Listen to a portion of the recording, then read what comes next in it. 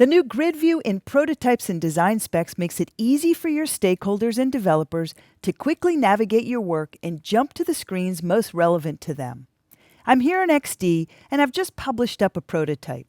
I can jump directly to that prototype by clicking on Share and then going to the Share for Review dialog, where I can just click on the link that I generated here towards the bottom.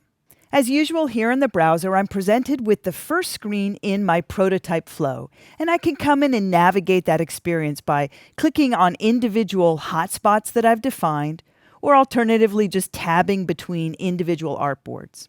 At any time, I can come in and start to add comments to my prototype flow. If at any time I'd like to get a bird's eye view of all of the artboards in the flow, I can do so at any time by clicking on the link here in the upper left-hand corner on the name of the prototype. This will take me out to the grid view of this design. From here, I can come in and filter for specific artboards. Let's say I'm looking for one that has the name loop in it. So if I type in the word loop, I can see there are 2 of them. Hitting return on the keyboard is going to filter to just those 2 artboards. I can close that out. I can also click on any individual artboard here in the link area and see any other artboard that might be linked to the artboard I have selected. And lastly, clicking on an individual thumbnail is going to take me back to that particular artboard in the flow in prototype mode.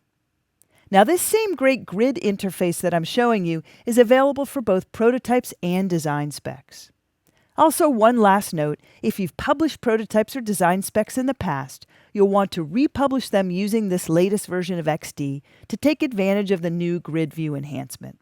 I encourage you to give this new capability a try.